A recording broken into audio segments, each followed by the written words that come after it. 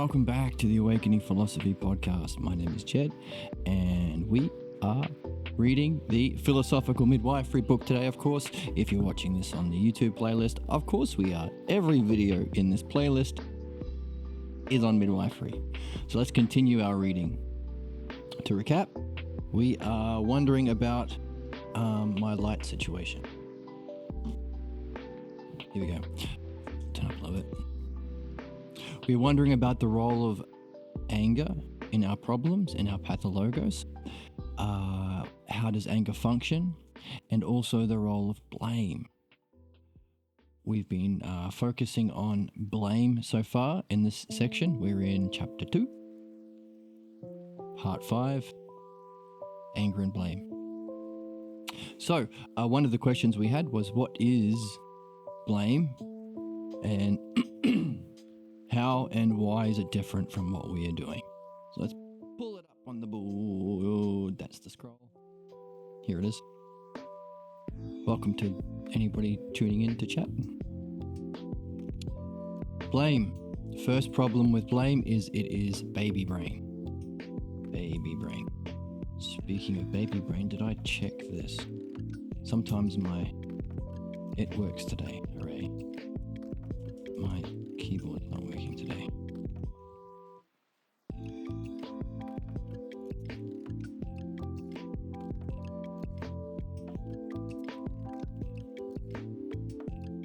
There we go. Working keyboard and working little drawing pen thing. Baby brain. Okay. Blame is assigning a single cause. That's baby brain because it's only one step. A baby can see, oh, this and then this. But there are more causes, and that's what we need to understand to be fair and actually understand the cause of problems, especially our own problems that we are suffering from as individuals. And it's not one cause. At least there's the pathologos functioning. Okay? And of course, anything like crime is because immigrants is baby brain because it's one step, not addressing the problems of capitalism, wealth inequality, structural racism, and there's lots and lots of things. And of course, behind all of those things is the divergence to either the pathologos dialectic as slaves, that's the human race, and the logos, participation in the logos dialectic, and allows us to develop mastership and maybe even reach our highest state of being, highest level of mastership, which Socrates points to might involve knowing the self, definitely involves the logos, understanding the path to reach that. Or, as we've done as people, we took this path, didn't we? Since Socrates, we've been facing a counterattack against the logos. Time to turn it around. Which is what you and me are doing. Rediscovering philosophy. Reawakening philosophy. Rediscovering the logos, that we can understand things.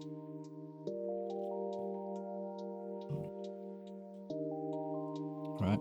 So blame, a single cause, is baby brain because it's not taking into account at least this, that if you're a human being, you are in that dynamic. If you have money and power, this dialectic gets pushed onto others and played out as a society. So you got to account for that. Blame is also bad because, speaking of bad, the single cause just describes just innate badness. The single cause is doing a bad thing because it's a bad thing doing it. So a person does crime, that person is bad.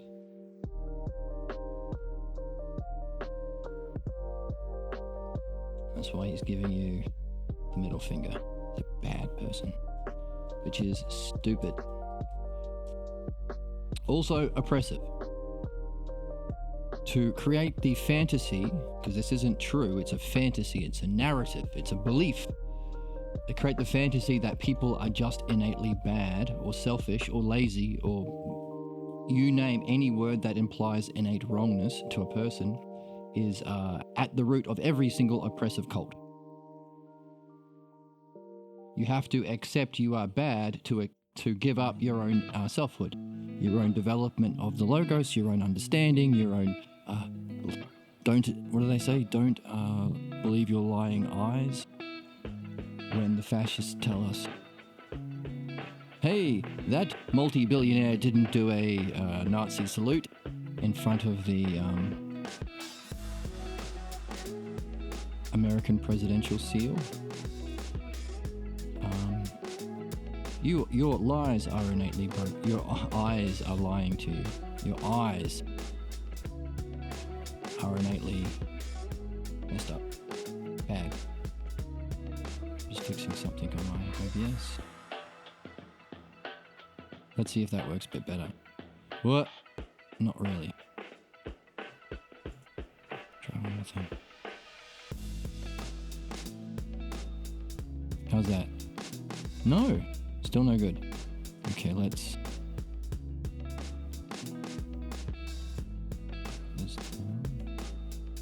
okay, this up.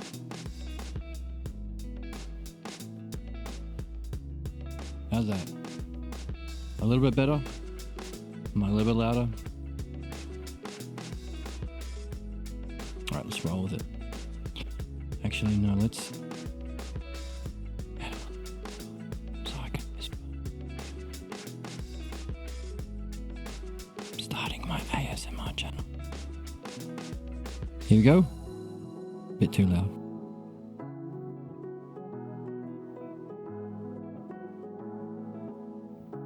Okay, sorry about this guy. There. Okay. So, yes, and fundamentally, this is exactly the nature of the pathologos that we are looking for as human beings, trying our best to understand the causes of, which we could only do if you trusted that your own understanding isn't bad. And we are looking to mind and the communications from consciousness itself, mind itself, reality itself. You can't engage in listening to the messages you're getting from mind and reality if you think mind and reality is innately bad.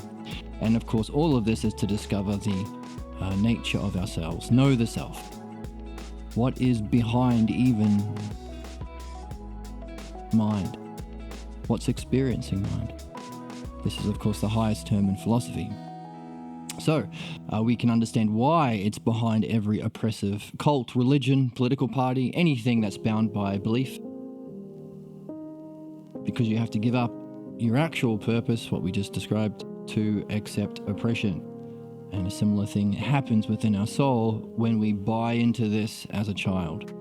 Become a slave to the dialectic of whoever convinced us of this crap. Also, it's baby brain. It's baby brain. Bad thing happened because bad person did it. Good versus evil, shooting the bad guys. The only thing that can stop a bad person with a gun is a good person with a gun, because good and bad are things, and just stupidest baby brain way of thinking. Fortunately, you can say, oh, Vivaldi. Is it Vivaldi? I forget. Where the supposed good people, Vivaldi school, the supposed good people with the guns didn't stop the bad person with the guns. Uvaldi. Because that's just stupid. Right, so two things with blame. Assigning a single cause, saying that cause is just the because there is an innate badness, which is again wrong and against anything good. If successful, the person experiences a sense of worthlessness. That doesn't seem good for anyone, especially this person. Oh, it's good for the people trying to manipulate and exploit and abuse them under capitalism or fascism or any sort of domination authority structure. We don't give a crap about the worst kinds of people who are playing out the ignorance of their own soul. We want to know what is true and how do we actually be good people and how do we solve problems and the difference between blame and what we are doing here. It's not true or helpful, or it's not cruel if to believe this crap. Good thing we're not interested in belief. So the dumb opinions, which are all opinions are based in belief, the dumb opinions of other people won't affect us as much, because we know we're not interested in opinions. We're interested in that which is beyond opinions, that which is called understanding, or dianoia. And of course, that's a stepping stone to greater cognitive functions that's only really open to people who make that first step. You've got to sacrifice your loyalty to the objectively worst and most harmful beliefs that are false and wrong and cruel. You've got to give up your allegiance to that. Not a lot of people can do it because of what it means. Actually, we've got a sound drop. Here, I think. No one seems to be learning or growing or addressing actual problems. Meanwhile, okay, no one's learning or growing or addressing problems because they're not doing this. But this is the other sound drop that refers to one reason. I think I got this from a TikTok, a popular TikTok person.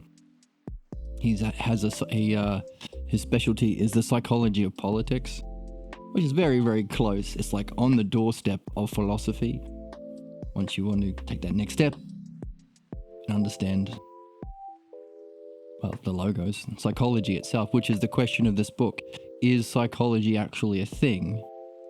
Or is it a system that insists on it being a system without actually having a model? And so it's borrowing the medical model, but of course can't diagnose problems, can't offer solutions. So it falls short of the medical model, even though it uses the medical jargon, mental illness, that kind of thing. If so, what is the true paradigm? And can we learn it to solve problems? The answer is a tentative, I think so, that's why we're reading this book. But we keep it open as a question, and we take all the hypotheses and carry them to see what happens. We're not insisting on the belief, insisting on one hypothesis needing to be true for our clan loyalty or something like that, or so we don't get punished for being wrong, because these sorts of jerks are looking for excuses to, that's the next one, slip chimping. They're like little chimps waiting for you to make a slip. And then, oh, see, you're bad. Now I can whack you or murder you or genocide you, right? I can do a genocide, can't I, America? Yes, you can. Oh, neat. I take all their stuff in their land. Happening right now in Palestine. Okay, not interested in that garbage. Sorry, it's not funny that it's happening. It's funny how simple and obvious it is to understand if you put into words the logos. I think that's the character of the logos. That's why we read. The more we read, the more familiar we are getting with the logos. Which is simple. It's the cause of everything, so it's the cause of all complexity. But at its root, it's obvious and simple. And I think that's a mark of learning. We're learning about learning when we read the Meno. Every other day, every second day. So, fourth problem with that is slip chimping. This is a derivation of clip chimping, where people watch streamers, content makers, and just look for them to say something weird or make a mistake, and then they make hours and hours in content to get the big money from YouTube and whatever on the drama of this popular streamer made this mistake. The worst thing you can do is ever make a mistake. Right? Wrong. It's inevitable, and you should be looking for your mistakes, not spending your life energy trying to hide them. That would be being rational. That's the community we want to have here. And ultimately, humanity has to adopt if it's going to save itself, because if the solution to mistakes or problems is, I never made a mistake, it was a perfect call, did everything perfect, never made a mistake. The other team made all the mistakes, I made none of the mistakes. If that's our reaction, how the hell are you going to learn from your mistakes?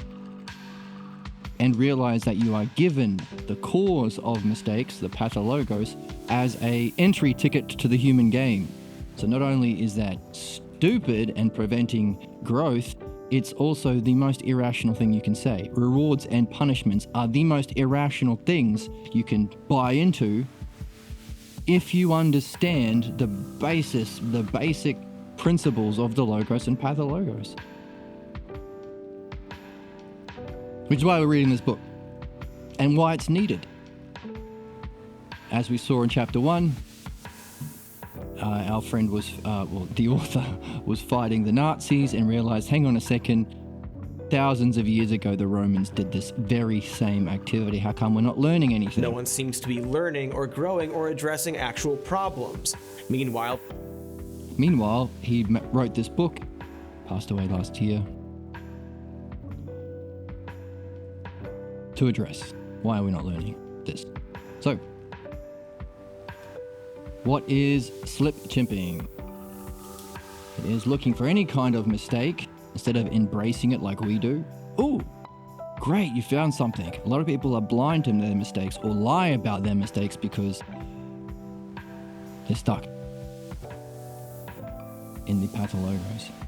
But not only are we happy that we caught something we can learn about, the way we missed the mark is all gold. These are all precious gems that we can mine because they're all clues to the cause of our problems, not just where you saw it, but if you saw it in one place, it's all over the place. It's like a spider web, it's all everywhere. So take the clues from how and when your problem manifested to understand the root cause of your problem, so you're free, so you're actually learning something, developing, becoming free of your problem, not just where you found it, but everywhere. You know, maybe that prevents you from getting physical illnesses down the line, as our problems seem to manifest there as well. So, looking for any kind of mistake, which is instead of all that used to prove this lie of the innate badness of self, which is itself used to justify the them believing you're crap. You are bad, you don't know anything, so believe me, here's my garbage. 2-year-old or 3-year-old who doesn't have enough language and doesn't know anything else, so doesn't question in order to save their loved ones. It's a really strange dynamic that's part of the human condition, which is a strange way of taking advantage of openness and care and love of the child.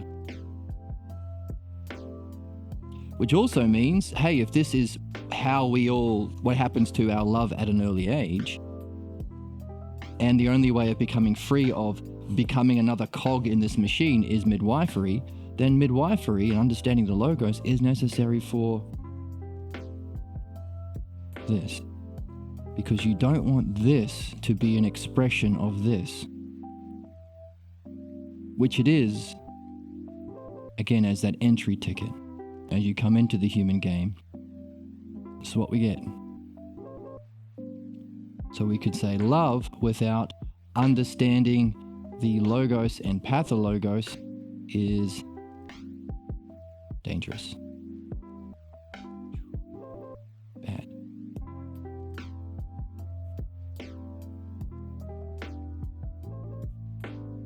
So we have a question, what happens if we do have love with understanding? Now, remember, understanding is not opinions or beliefs, because that's where this is. It's understanding the true principles of something we call the logos. By the way, this is called intimidation. When you insist this mistake is justification for this lie, it's intimidation. Interesting. I wonder why.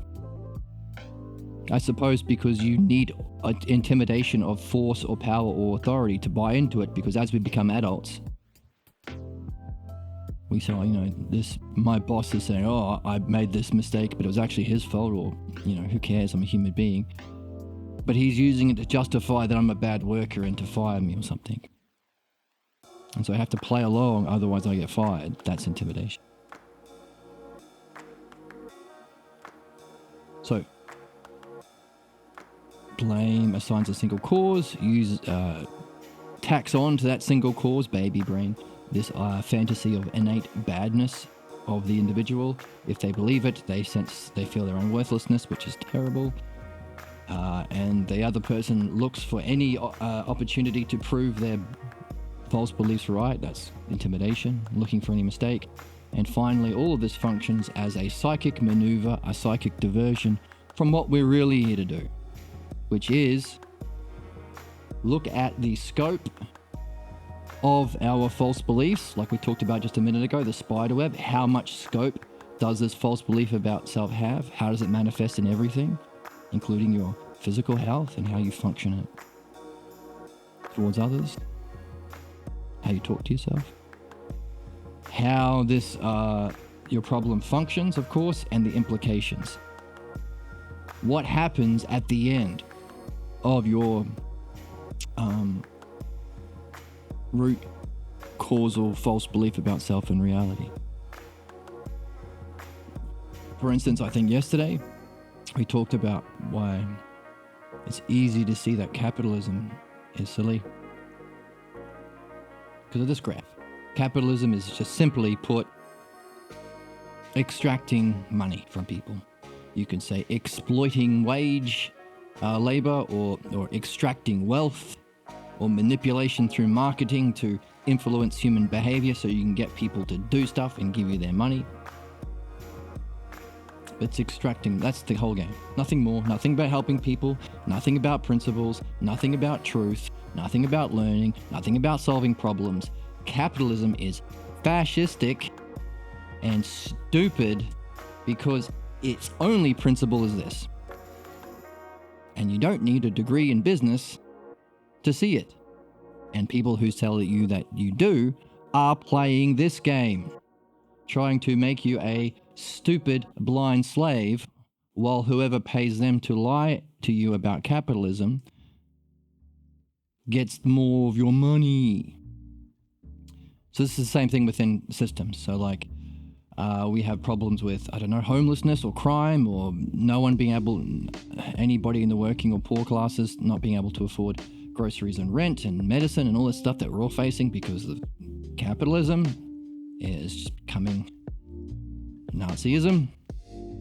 They are becoming one again. Assigning a single cause. No, crime is not because of all these things. It's because it's your fault. Oh, and you did it not because you needed to pay rent. It's because everyone can pay rent. Have you seen my 8 mansions? It's you're innately bad. So go to prison. So you can experience your worthlessness. So the kinds of human souls who gravitate towards being prison wardens, who probably have problems themselves and use this as an excuse to play out their pathologos with impunity, that's not contentious if you understand the pathologos. Can berate you and put you down so they feel superior, no different than sexism or racism, and that you experience your worthlessness. Any mistake you make will be proof that you're a criminal. You're stuck in this system of oppression and abuse and exploitation, as also sadism, because of that feeling of superiority when you convince somebody that they're worthless, that these judges and prison wardens and whoever police get is sick. To get pleasure out of the suffering of others is antithetical to the self, to reality, to itself, mind itself, to our soul, to understanding and reason. So, another reason among many to replace it with something mature and rational and reflective. And all of that, of course, is a building of a giant prison system, is a diversion from actually looking at the scope, functioning, and implications behind capitalism. So if we stop doing that, stop being a reactive right-wing racist or whatever, or even, doesn't have to be right-wing, just anyone without an awareness of the logos. Well, that's not true. There are some people who don't have an awareness of the logos, but naturally find themselves seeing through this crap from society. I call it boomer brain rot as of today, because it's slop. The media that supports this garbage, a lot of people are starting to see through actually, and it's slop. It's just slop content to appeal to the worst pleasure centers in usually older people, but not even older people anymore, targeting. Anyway, so brain rot, slop, mainstream culture. especially news, which do this. There's lots of crime because people are bad, especially if they have brown or black skin, and we need to put them in prison so they feel bad. Oh, and we're going to, exploit them for money, and maybe even pay off politicians so we can make them workers as well and not have to pay them. Ooh, even more money I can extract from these human beings. Capitalism. So if we didn't buy into the maneuver and we looked at the scope, functioning, and implications behind it, we'd see this. In capitalism, over time, once you get money, you can have something called interest, where money compounds, or you can buy things which have value and then get people to have to work for you because you have all the stuff. So over time, the rich get richer. That's this graph here, over time. And over time, the poor get poorer, but are unable to participate in life. I can't go to the movies or go to the theme parks or whatever because all my money is going towards rent and food. Therefore, I can't participate in life. It's going to be harder to go on dates. It's going to be harder to take courses and learn more. It's going to be harder to travel to the point it's impossible.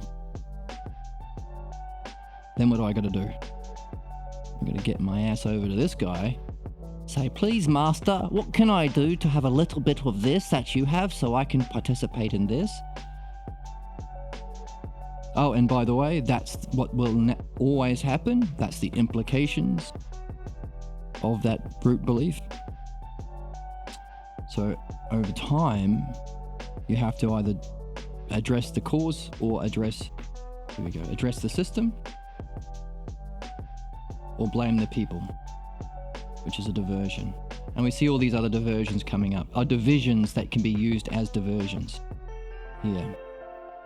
The problem is in capitalism, it's women, it's brown people, it's the immigrants, it's people not being whatever religion your state has adopted for oppression. People are not Christian enough, people are not Muslim enough, people are not Jewish enough.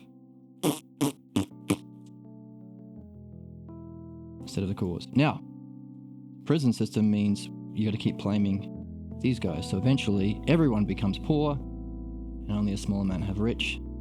These people, there become less and less divisions until eventually becoming poor becomes a crime, and then everyone's in a prison except for the rich. That's how it goes. So what? But also, this can help us do something else, which is reflect. Can this help us give rise to an important question, which is, if these two graphs are related to each other, what is the relationship between this and this? Why do we need this to have this? When people don't have any of this, what do they have to sell? What's the whole point of money? You don't get to live your life. You have to be a slave to your boss, or whoever's got all the money. Garbage. Garbage, garbage, garbage. Now, again, this is simply capitalism, understanding it simply. That's all you need. Put that on the news every day before the news starts. Just reminding you, this is the graph. Today's news story will be the implications of this in the prison system. Tomorrow will be the education system. The next day will be the implications of this in terms of genocide. The implications of this in terms of humanity's future. The implications in terms of the planet's health. That's how it should start. It's very easy. It's only 2 graphs. And it's a very simple definition. The rest of the program can be building off. Neat.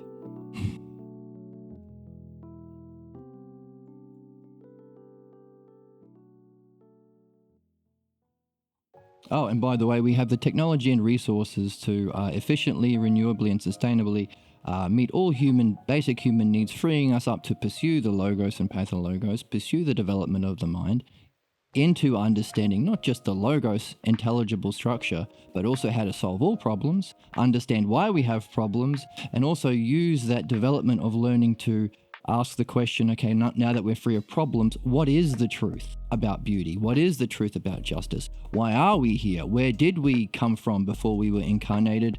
Why do we all get a pathologos? Why is there a logos that communicates to us at all times? And what's the source of that? Again, causes and principles. What's the causes of this thing that we've discovered? What is the cause? What is mind itself? And once we reach mind itself, what's the cause even of that? What's beyond, or the cause of consciousness, or what's experiencing it when we have that experience? So these are all things that's possible, but isn't being allowed because of this. So the rational thing to do would be address this. Of course, these people are going to defend it and blame these people, but that's wrong. That's an objectively false, harmful, bad belief. So, of course, if a 4-year-old said, the reason why it's hot today is because of Martians shooting us with their laser beams, we wouldn't set our whole life around it, because that belief of that child who's ignorant is wrong. Doesn't measure up with truth. It's important to be acting according to truth.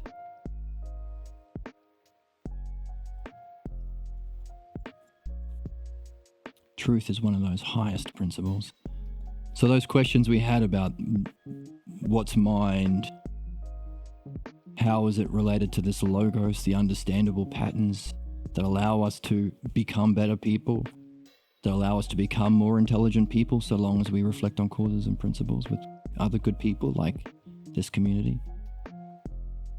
When we're engaged in that kind of reflection that we're talking about, that's entirely possible as soon as we, midwife this garbage.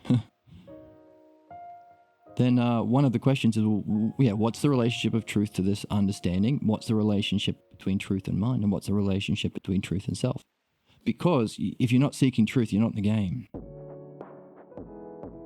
It's a prerequisite. We're not learning philosophy to be a debate bro. That's formal philosophy, but it's not philosophy. Yes, they have degrees. Yes, they make money from people, students who don't know any better. But it's not philosophy. Socrates called it philodoxia, the love of opinions. Opinions are in this realm. Look at all the divisions. You have different opinions about religion. These are all opinion-based, nothing to do with truth. Opinions are not in the realm of truth. That's what we're learning as we read. Beliefs and opinions have nothing to do with truth. Perhaps the imitation of truth was present, or the image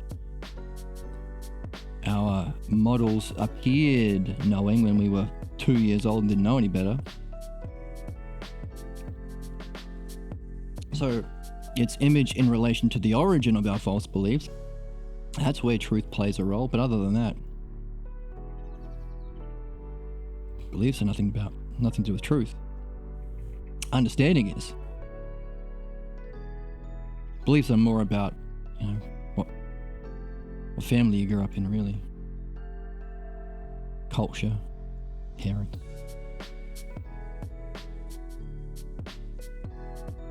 Can I say that? Can I tell the truth?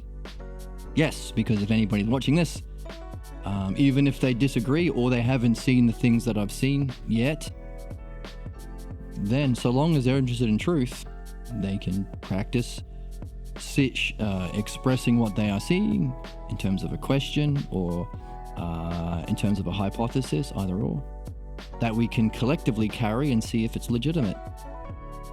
So we can change our minds and grow, so long as we're seeking truth. So I make statements about the principles behind conservatism and whatever. Maybe you grew up in a conservative voting household and you don't see it yet. Good. Hopefully I'm raising enough questions, or enough questions come up for you when I say those sorts of things. Use those conclusions, because after we come to a conclusion, we have to keep using it. Just because some people haven't seen it yet doesn't mean we patronize them and treat them like babies, and then treat ourselves like babies by not using our conclusions. One of the blocks, or pathologos, one of the blocks to the logos, or say it again, one of the blocks to the logos, or one of the functioning of the pathologos, one of the functions of the pathologos, is preventing conclusions or preventing us from using and building on the conclusions. So in other words, everyone's welcome here, so long as A, you're genuinely seeking truth, which means you're genuinely seeking an understanding of the logos and its reflection into the cause of our pathologos. You genuinely want to become better, freer, less problems, ultimately no problems, and you want to use that freedom not to instill problems in others. Well, I suffered, so I'm going to make sure other people suffer. I hear people talk that way. It's terrible. But you use that freedom from your pathologos to seek truth, which is not opinions or beliefs. It is understanding and knowledge and wisdom and even more. That's the fun of philosophy, discovering those other things. So to conclude and build and use the conclusions, anyone's welcome. And if I'm saying things that you haven't seen yet and rub up against the beliefs that you hold, great. Share them, practice sharing them according to the dialectic, of course, which can just simply be a question. Or this is a hypothesis. By the way, if it's a hypothesis, you have to push the implications of both sides. As we've seen, dialectic, if it does exist, if it doesn't exist, what?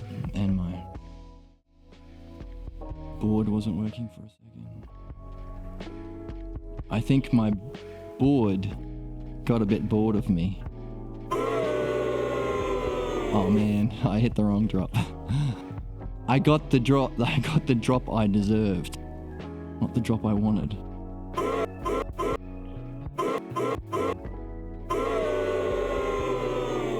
Here it is, it's working now. So, we can practice the dialectic as we practice expressing our differences of opinion only as a way of clearing up our opinions to be pointed towards understanding. So long as you're that, which is, I guess I call it a good faith actor in this channel, someone actually genuinely concerned with understanding, removing problems of the pathologos, understanding the truth through the logos. And the second caveat is, appreciate, I'm not going to lie. If all of a sudden I go viral with some, I don't know, Asmongold fans or something like that, and a lot of them are, brainwashed into right-wing propaganda. No. There is a conservative party. It's not simply the pathologos party.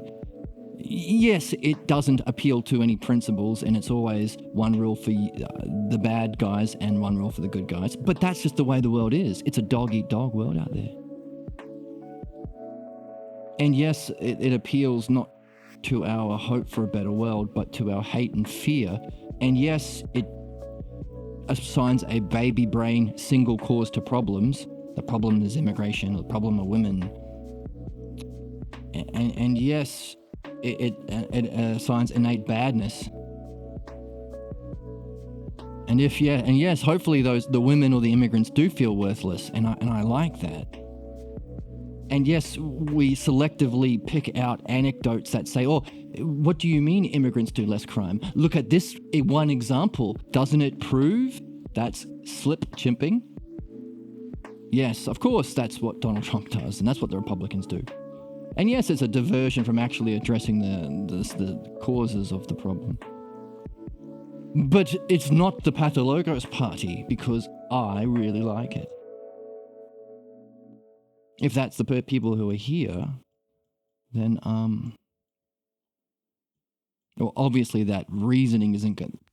They're not going to say it's different because I don't like it. The cause to the allegiance probably will be that that brand of fascism was similar enough to their pathologos that they thought it was true or worth listening to or worth aligning to. There doesn't really appear to be any other cause possible.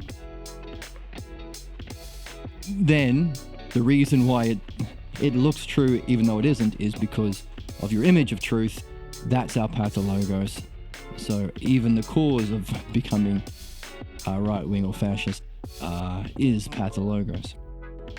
So it will be the reason, but that won't be how they express it, which is fine. We're supposed to be wrong. You will be wrong. If not about that, something else. Hopefully I'm creating this a safe, supportive, mature space. And I say mature in that I'm not going to lie. I'm not going to baby you.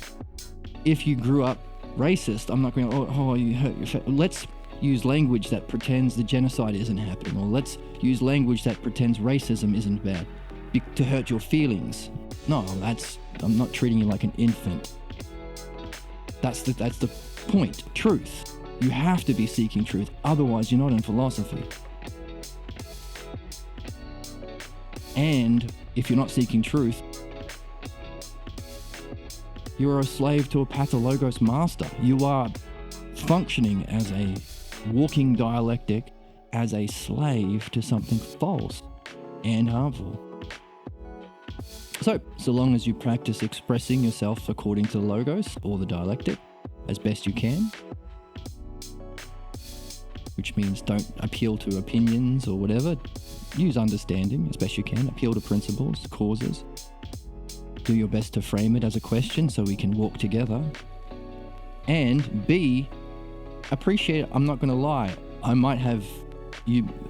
we might have not grasped the truth yet, but we will get there so long as we're seeking truth. I'm not going to baby you, which means if we've come to the conclusion on the channel, oh yeah, clearly there is no Republican Party, it's the Pathologos Party. And the reason why the other side is not doing anything good or not solving problems is true progressivism is the logos, and they don't have any understanding of the logos. So they're just doing what every other human being is doing, not blatantly like the Republicans, which is maybe feeling some empathy, but having no understanding of how to do it.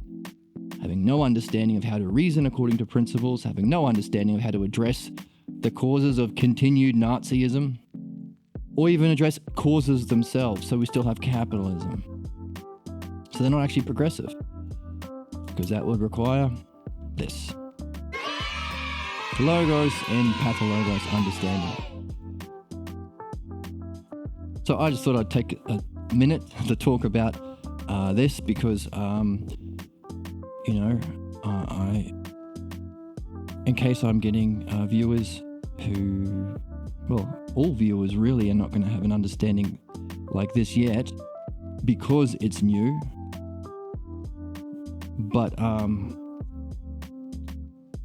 just talking about what sort of community. I'm not against anyone because everyone is in this game.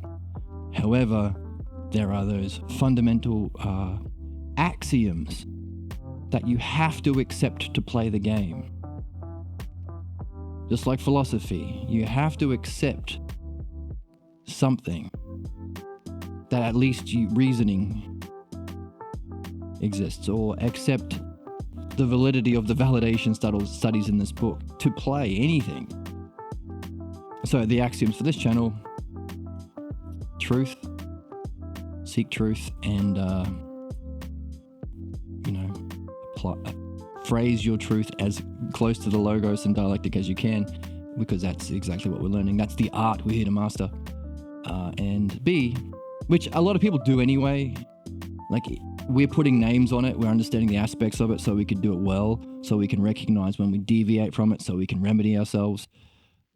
But and master it, really. Remedying illness, sickness to health, and then from health to excellence. Mastership. And then part B is, be grateful that I'm not going to baby you. Even though I might be wrong, or you might be wrong, I'm still going to tell the truth.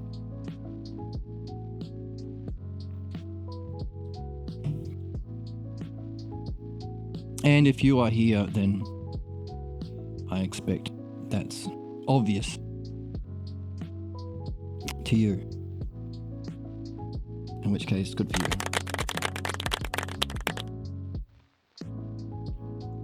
All right, so that's a little tangent to address new members, or the possibility of new members, or the general guidelines genuinely seek truth and mastery of that, and B, genuinely appreciate I'm not going to lie or baby you, then we'll be fine. And recap. Blame. So, as we said a second ago, part of the dialectic is once you get one thing down, get the terms in one set, order them. Is there an order to this? Let's get it all on the board. So,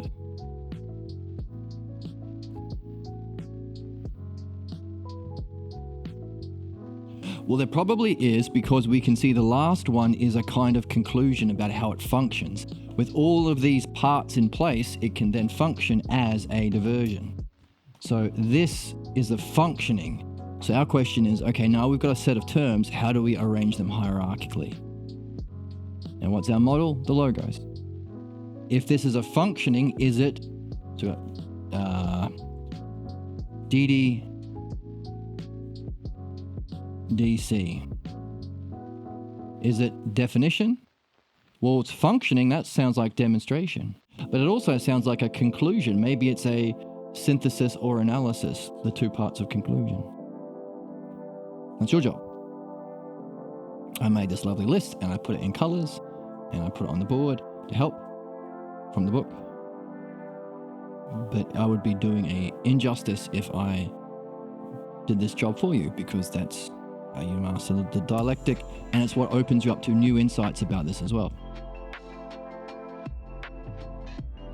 Next, after it's in a hierarchy, you can see how they function together as a whole. So you're gaining an understanding. Like learning music, if you are learning a song, you can learn, okay, it's a C and then a G and then a D and then a C and then a... Let's do it better than this. You might get a song. So it's high, H-E-I, hierarchical, ordering is to function. And the analogy I'm giving, remember analogy is part of this. So we have a lesser we begin with to help us understand the greater, which will be on a different kind of a level. So in the lesser, we have music. So that would be music to understand logos. So this is what I'm doing right now. So I'm using an analogy about this, which is easier to see, so you can gain questions and anything that you, questions and maybe insights, hopefully, about what we're doing here. So in music, you're learning a song, you realize it's C, G, C, C chord, and then a G chord, and a C chord, and a G chord, and then a D chord. You can remember them in order. That's going to be very hard, probably impossible if you're learning more than a few songs. Because 1, 2, 3, 4, 5, 6, 7 in an order, and that's just the verse. You've got 3 more verses, maybe a bridge, a chorus, and then that times, 200 if you want to know 200 songs. That's crazy. You can't do it. But if you realize, hang on a second, it's C and G, and then C and G again, and C and G again. Or maybe before the C it was a okay, let me think. Oh, okay, wait. A minor, let's say that, A minor, up here. Now I've ordered them, and there is a hierarchical order. Well, first of all, through time, because it's what you hear. So music would be the logos expressed through time. But in time, this one is first. It serves a function, an introductory function. Then these 3 are just repetitions. Oh, it's establishing a rhythm or a base or an environment or a sameness. Sameness. Hey, welcome to the channel. And then, but by ordering it this way, you can see, hang on a second, this D at the end doesn't fit. Wow.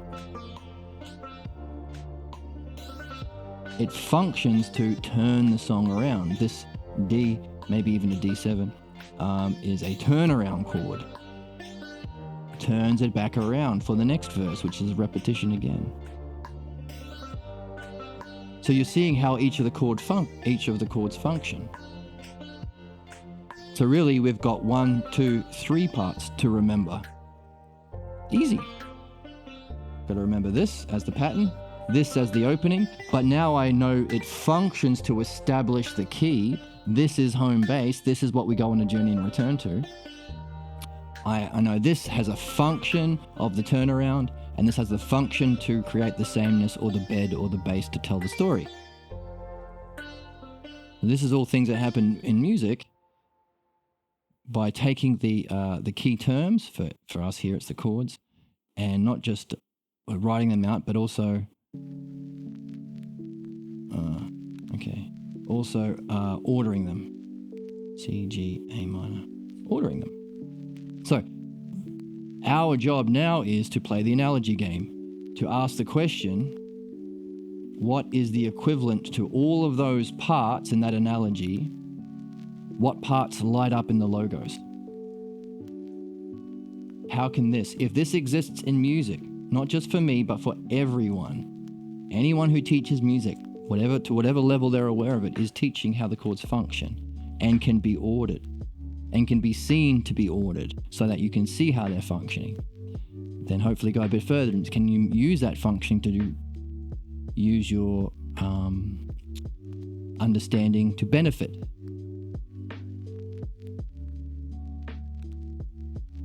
All of those terms, your job is to create an analogy.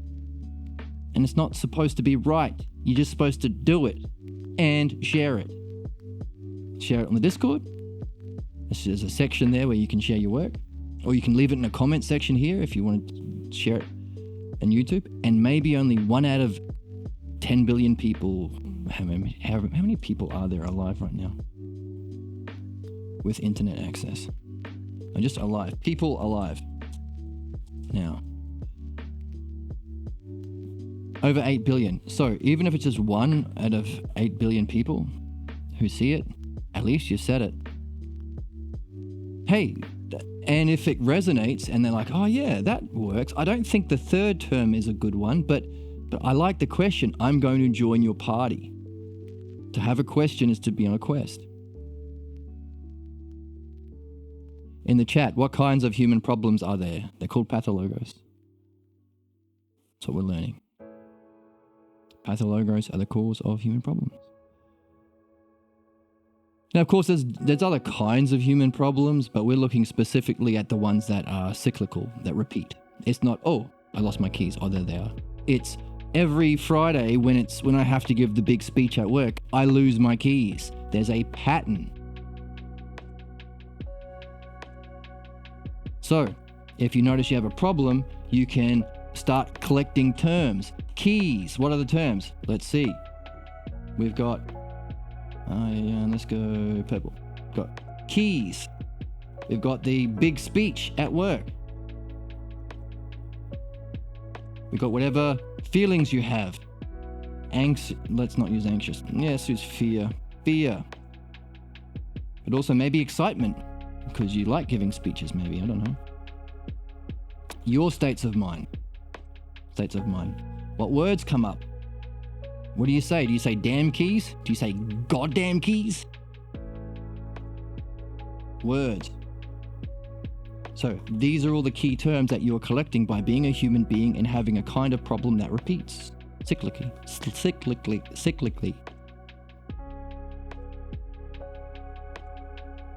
But after we collect the terms, what we're doing now is, what do we do with those terms? Some sort of arrangement in a hierarchical order, so we can see how they all function together. And as we do that, we'll realize there is actually more. The scope and the reach of our problem extends more than just forgetting keys. Hey, you remember when you forgot your girlfriend's anniversary? Remember when you left your kid in the car and forgot that they were there and got heat stroke? I don't know.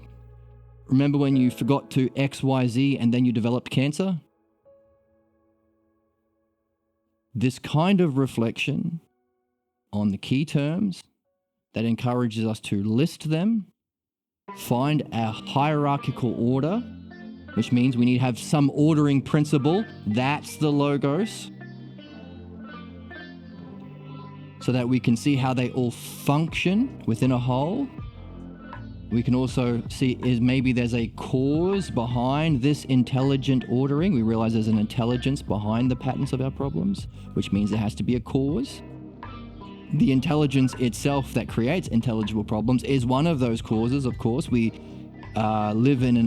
we are realizing by reflecting on our problems in this new kind of way that we live in an understandable or what they call intelligible reality. That's a cause. It's constantly giving us problems, not just our keys, but the other things I mentioned. But how about your fantasies? How about your supposedly random distracting thoughts? What about your dreams? What if the same clues and patterns can be seen in all of those things? What does that say about the reality you live in? That's one of the things you're learning by reflecting on causes in this way. And then ultimately the first cause, and if there's the premise of this new book, the new paradigm of understanding human problems, if you gain sufficient understanding in this kind of a way, which is what? Genuinely seeking truth, not demanding people baby you, but it's my opinion that blah, blah, blah, blah, blah. Go to kindergarten. We don't care about dumb opinions. We're not interested in what's in here. We're interested in the whole thing. So long as you're not precious about the opinions you happen to get from your family, which is again tied to seeking truth. If you're living a life to defend the bollocks you got from your family, that's not seeking truth. Seeking truth, expect honesty, and play this game. Put your Sherlock Holmes hat on to find clues. Put your wizard's hat on to turn them into questions. Share these questions and these exercises with others so you find other party members like a good adventurer. Philosophy is not a solo quest.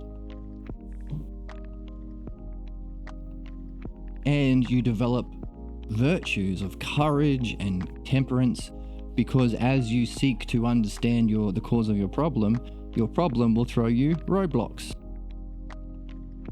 or counterattacks, undermining your insights, undermining the whole process of understanding, telling you you're not good enough, pushing your buttons. That's the counterattack. Acknowledge that. Do your best to jump the hurdles, because after you jump all the hurdles and finish the race, your next lap is going to be hurdle free. Pretty neat, huh? That's the kind of problems we're after.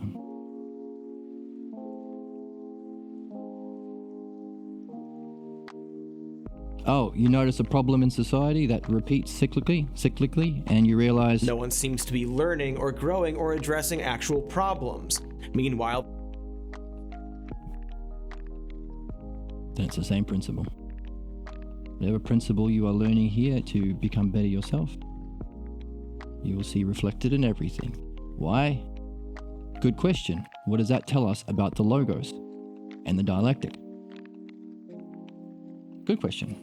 We wonder about that, and we keep that question and we share it with our friends, as I just did, and we wonder about that together and be party members. Hooray. And sometimes there are balloons. I said, there we go. Sometimes there are balloons. So when you are considering joining this kind of a quest, learning to think in this way, keeping an open mind about all those benefits, keep in mind we have this channel, we have our Discord, we have our friends, and sometimes we even have balloons. See? And a flamingo. See? You gonna wave? with your little... Get in frame. Get in frame, Flamingo. See? See? So these are all the great things that you get by being open to discovering the purpose of your existence. Or open to seeking the good, or open to understanding everything together, or open to benefiting. How can I be a more beneficial person? Or open to truth.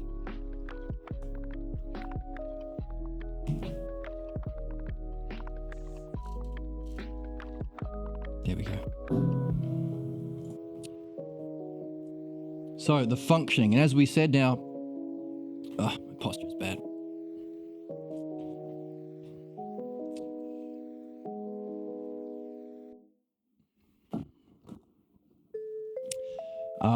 As we see, we try and frame, well, first of all, we need some sort of model to be practicing in that ordering of the terms. After you've collected the clues, after you've mined for the gold, you have to have some sort of instruction manual of how to turn that into a weapon. If we're using video game analogy, how do I use these minerals to craft a magic gun, scepter, cloak of ice resistance? It's here. This is the paradigm, the logos. Now, it looks easy, isn't it? Because it's just 4 terms times 2. But keep in mind, we are also seeing what happens if it does exist and if it doesn't. Gotta take both. So what? So we are right now learning about blame, what it is. We've got a bunch of terms. What our author is, what we have a hypothesis that our author wants us to do, because that's the whole claim of the book. Problems are caused by belief and solved by understanding. To do understanding, you have to take these terms, find a hierarchical ordering of it, do it for both positive and negative, and say it with your friends and act on it yourself at all times while seeking excellence. That's the only way we can, stop fighting Nazis.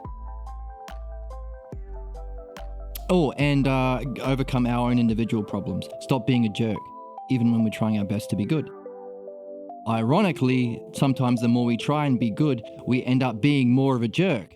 So it's not blame. However, we have said, even though people are ignorant of why they do their bad things that they do, they still have an obligation to do this. Reflect on the scope, functioning, and implications of the beliefs that they got from their childhood. You got to. Yes, you're ignorant of why you do the things you do, but this is the responsibility of every human being who has A, language, B, consciousness, and C, the ability to use that language to reflect on the nature of their own consciousness, ousia. If you have been born into the human race or any species on any planet, welcome to those in alien galaxies. Cool to have you chime in whenever you're able to get the technology to chat in the live streams. Please feel free to. Equally so, civilizations hundreds of millions of years in the future, you'd be doing the same game too. So welcome if you've discovered these videos and are enjoying them. Because it's true for everyone. It's true for everyone. That's the nature of a principle. So, what is therefore the opposite? So we've got these terms in blame. What would happen if we didn't have them? If we didn't do this? If we actually took the challenge of the human existence and actually reflected on ourselves and our beliefs and joined the party, the adventuring party, actually joined the human race, what would happen? That's where we are in the text. So whatever we learn about what happens if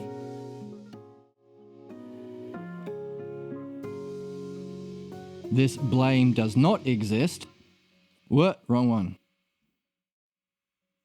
Whatever we learn about what happens if blame doesn't exist, you have to put it in one of these categories. This one.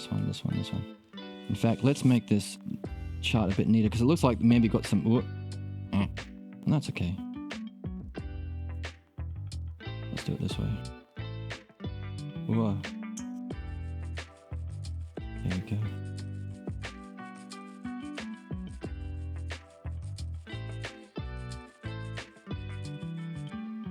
See? This is 4. How crazy. Let's do these better too.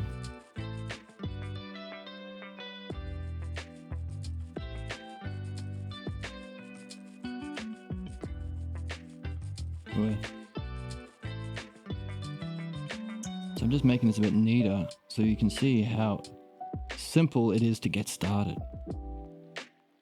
And you can also, of course, wonder about what does it mean that the logos and the dialectic is so simple in nature, and yet is the cause of and is what we need to understand everything that comes into existence. Not just in the physical world, but in the realm of being or mind that causes it. What does it tell us?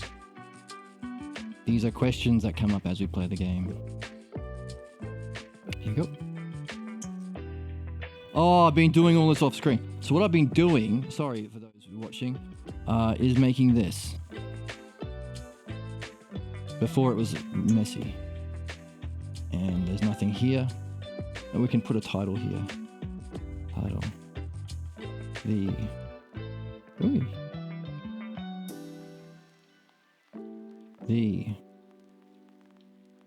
dialectic. And then there's a man, person here, happy.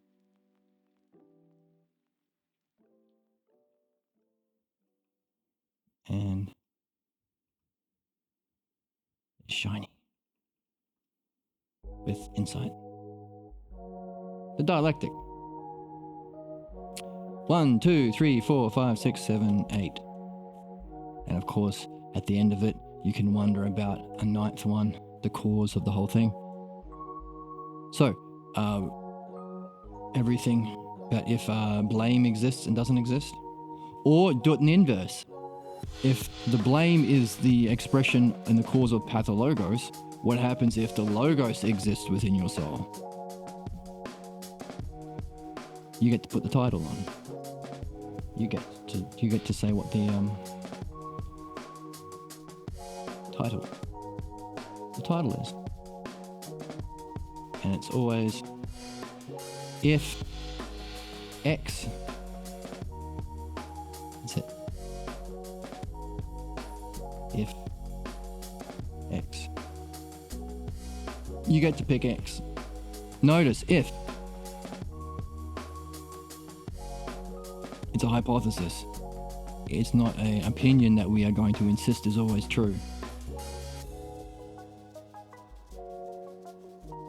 So, if blame doesn't exist, that's where we are in the text. Let's jump in.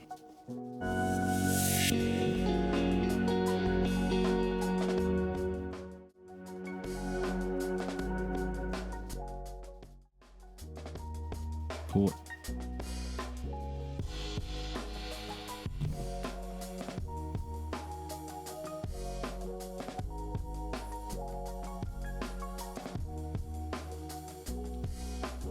We know that when parents or parental figures intimidate their children while they themselves appear righteous, they are creating the conditions for the pathologos. We mentioned this earlier. The appearance of truth at the beginning is the only role truth plays in our pathologos, in beliefs.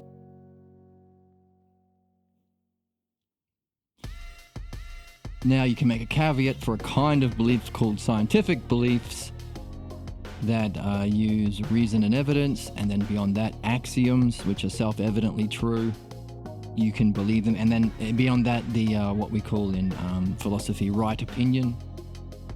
So the information we get from Socrates and Pierre Grimes, two people who have mastered the logos and the dialectic. You got to start somewhere. You got to be organizing something. You don't begin as a master mechanic. You don't begin at the top of mastery of whatever you do. So you're supposed to make mistakes and you just jump in. But you have to be using something, the right opinions of people who've gotten there.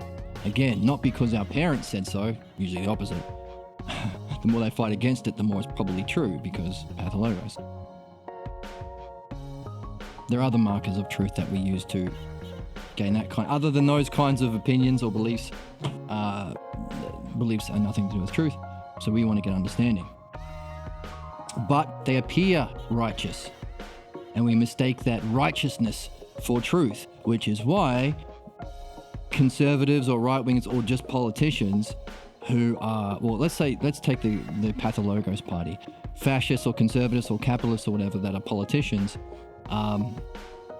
you will often see them appearing angry on news, like the whole right-wing media landscape. It's all people yelling at each other, screaming at each other, even friends, right-wingers.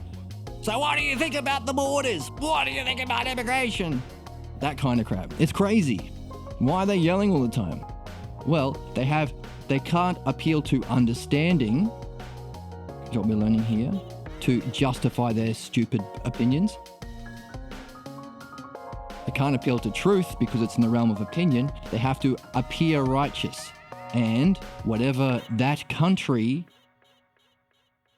has as like a kind of a common pathologos, so in America it's yelling, that's what they'll do. Which is why they're always pretending to be angry. They're pretending to play the victim. They play the victim while being the bully. So I don't think there's a name for that.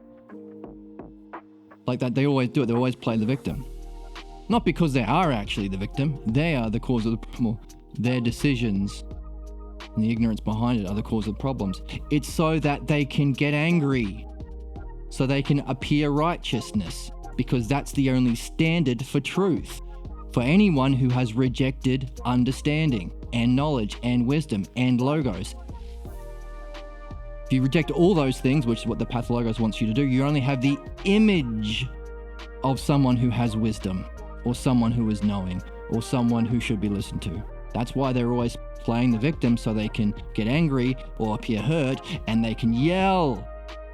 Because it's when Dad was yelling, he was showing himself, or whatever. So, we are seeing the pathologos cause to why all right-wing mainstream networks are always yelling at each other, pretending to be victims, and then getting angry about the imagined enemies that they make up that are not real. So if you've been on any other Twitch streams, you see these people come in and say, the waffle example. Someone will say, I really like waffles. And you hate pancakes. I knew it. You're an anti-pancake hater. Ooh, I'm going to get you cancelled. Ooh, you hate... I didn't say that. You created an enemy that didn't exist so that you could get angry at it, because getting angry at things is your model of excellence. It's what your soul is seeking, because that's the end of the dialectic for you. As a slave to the pathologos. The reason you're doing it is because your soul has that channel, has that motivation, is pushing you to find actual truth. You just have this dirty water in your stream. It's not even water. It's muck. Slop. It's a slop stream. So this process of midwifery is recognizing that, identifying the slop, finding the cause, turning off that valve. So now we've got this open channel to actually seek truth. So even doing the worst things has the principle that allows it to exist behind it, which is actually good. It's just misused. So we are an all innately evil. We are an all innately bad. Bollocks you get from these oppressors, garbage. It objectively false. demonstrably false.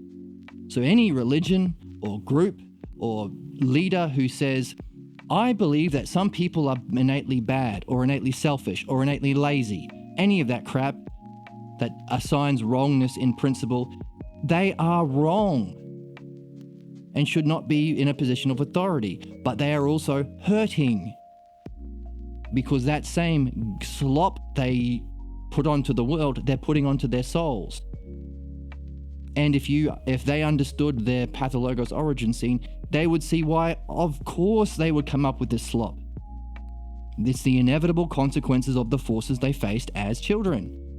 That simply need to be understood. No blame, even if that's their game. No, come into this blame game. I like to fight. No. That's the problem. That's your thing. We're playing a different game of understanding why blame sucks and gets in the way and doing the opposite. Now we can do the opposite because we have both sides on the table. See? Every time they do a blame one, that's if the logos doesn't exist. That's here. That's your definition. Oh, that's your demonstration. Oh, that's how it's dividing. Oh, that's your inevitable state of mind conclusion. Anytime we get into any of those, just jump over here. What if the logos exists? And blame is immature, irrational.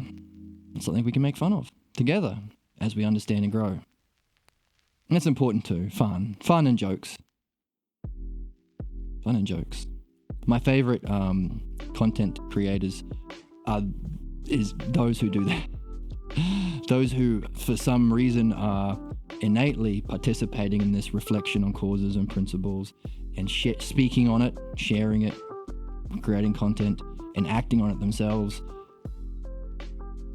It's rare, but there are also people who can do all that with fun and charm. Oh, loud noise. Oh, welcome. Welcome, first-time chatter.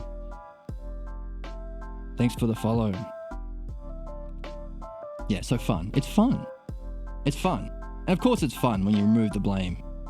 And also there goes the anxiety, because part of fun is that you don't know what's going to happen next. It's exciting. But if you recognize the premise of this chapter, the whole book, that we do live in a caring, understandable universe that is constantly communicating to you and for your benefit, and while the scope of that consciousness is immense and profound, all of its messages are precisely targeted to what you need right now. If you have realized that through reading this book, making these little tables, putting the terms into dialectics, and maybe even experiencing the logos directly through that higher cognitive function we call nous, or knowledge, then it's a fun game, it's a safe game. There goes your anxiety. And especially if blame is out of the picture, no need for violence. Violence is only ever justified as blame. How can you justify harming someone? Oh, it teaches them a lesson. That's the only thing. But don't you teach lessons through understanding? They're a special kind of person who is innately bad and can't have understanding. They're too, what are the Jewish people calling, the American people calling Palestinians? Barbarians. They can't reason. It's innately gone. Savages. Racist people called whatever. To reject the possibility of actually learning.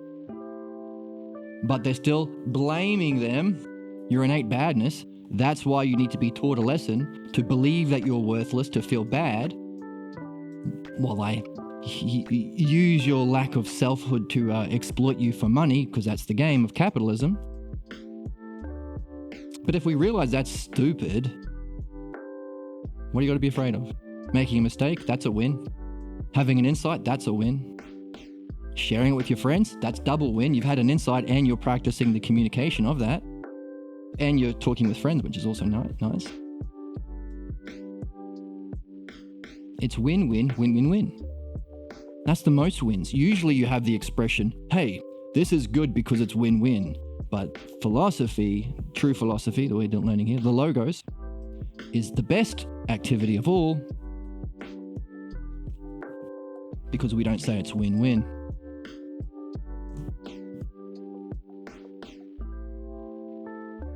We say it's win-win, win-win-win. And that's remarkable. Wow. Wow. Wow. Wow. Wow.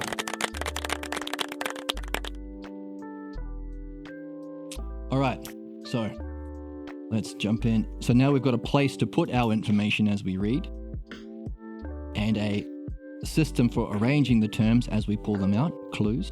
Let's jump in. So they appear righteous, but they are creating the conditions for the pathologos, appearance. Which means we can ask the question, okay, if the sludge wasn't in the river, what does that tell us about our soul's seeking of truth? And the other aspect of our soul, we are drawn to beauty, such that people who appear righteous or appear beautiful in some way, we think they're right. And we take the blame our whole lives and create the conditions for our worst kind of problems. What does that say about the actual connection between truth and beauty? That's a fantastic freaking question. We can push the implications. You have a really hot girlfriend. You go on a couple of dates and you realize she likes to kick puppies. How beautiful is she now? Did it change? Equally so, you see a beautiful person. You see a beautiful girl if you're that way inclined. And then the more you get to know them, the more intelligent they are, the more they open to reflecting on causes, the more that they share their reflection on causes in words with others. The more they encourage others to participate in this kind of reflection on causes and principles. The more that they act on their own conclusions and build. And the more humor and fun, charm or grace for women, I suppose, they have in doing those things, which is not because they're beautiful, but because they're intelligent in this way. So they now seem more beautiful. The opposite of the sociopath girlfriend example. These are questions that we can develop as we go. That's a good one. That's going in the question sack. And hopefully we got a picture of the question sack. No. Yeah, somewhere. What's the game? Here we are. What it means to be a philosopher. Seeking excellence. Let's add seeking excellence. And let's add from today. And truth. This is the theme of today's reflection. Developing your skill trees. Got your wizard's hat on because this is the true quest. To carry a question is to be on a quest. Got your Sherlock Holmes hat on because you're looking for clues and you're piecing them together. We also develop questions and hypotheses. Questions. That goes into the question sack in your inventory. Oh, by the way, talking about ordering terms, if you do order them and you realize it's a group of 3, it goes on your skill tree of 3s. So we're developing clusters of 2s, 3s, 4s, which allows you to rub 2 insights together and realize, oh, hang on a second. There's a group of 4 in the dialectic, but there's also a group of 4 in the hypotheses of Parmenides. There are 4 or 5, let's say, causes. Do they connect? So that's what we do.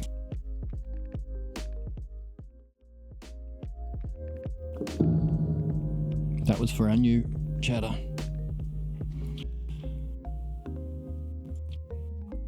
So let's keep going. Here we go.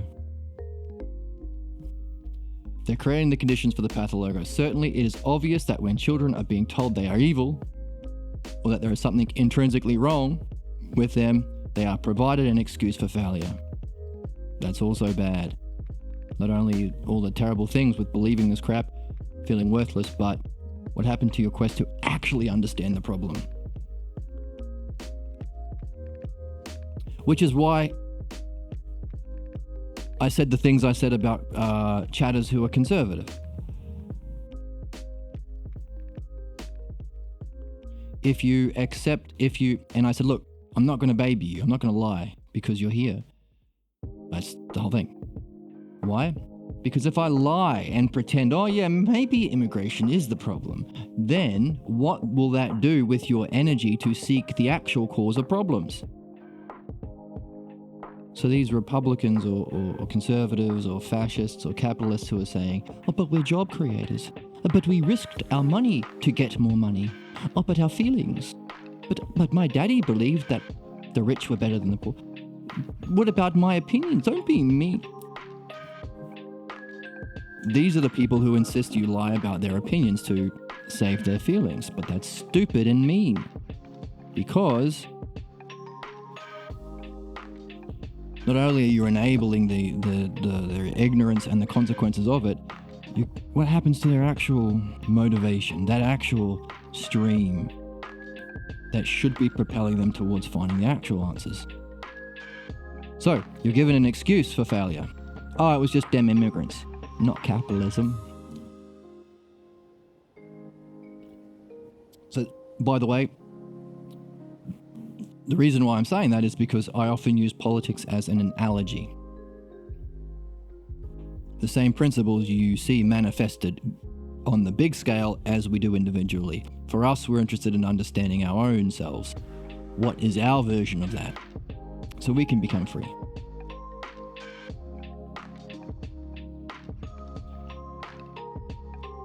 It is when the child excuses the parent from any complicity or fault that a pathologos sets in. It is not at all uncommon for some subjects to describe their parents as innocent and blameless, or my mum was a saint, they say, in any involvement in the creation of their problems. Our efforts to save an image of our loved ones brought us to deny the possibility that pathologos beliefs could be the cause of our problems. Authorities then are not to be blamed, but they are responsible. So, we're not blaming them. It's not because they're evil that they pass on the false belief about evil. They are, however, responsible for not challenging that sick belief, their pathologos, and for not purging themselves of that pernicious, nasty entity that is driving their lives and their psyche. They are a walking dialectic of a pernicious entity called a pathologos. We don't blame them, but we remind them, hey, you don't get to insist on your ignorance. You don't get to insist that I be nice to Republicans if that's lying. You don't get to do baby brain stuff because you have a responsibility as a conscious, living entity who has language and the ability to self-reflect. You have, if you've evolved to that, then you've also evolved to the state where you have a pathologos. Animals don't have pathologos. They also don't have the ability to reflect in this way. The fact that we have the stream that we talked about within our psyche, we have the conditions to seek the truth about self and reality, realize the nature of existence, realize our purpose, know the self, understand the self, give birth to even greater questions about this whole thing, and use that understanding and direct experience or recognition of the self to benefit ourselves and our fellow man. Because you have that potential, which is nothing other than your destiny, according to Socrates, your purpose, you also have the potential to have that stream filled with goop, sludge, brain rot. What do we call it? Sludge, slop stream. You have, it's like you buy a house with a pool. You have the potential to have a beautiful pool. You're lucky. You're rich enough to have a pool. But you have the responsibility so that it doesn't turn into a pool of slop. You have to keep it clean out the bad stuff, find the leaves, get them out. Why? Because that thing that is a great boon's a funny word, a great advantage, a great thing that you have, the ability to swim in the pool, also is the ability for it to become slop, fester, stagnate. The pathologos is stagnant, it can't learn or grow. That's why these conservatives insist that I'm not changing my mind, I want you to be nice to me while I be racist or be Nazi. I'm going to buy Twitter so I can And I demand it's freedom of speech.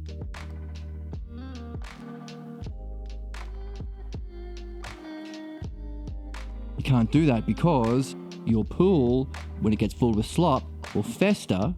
Oh, they do that because they can't grow, by the way. Their ousia is stagnant. Dialectic evolves on itself. So it's stagnant. You can't keep your pool stagnant because mosquitoes make their homes. And then they will go and infect your neighbors with malaria. That's my analogy. And I'm sticking with it.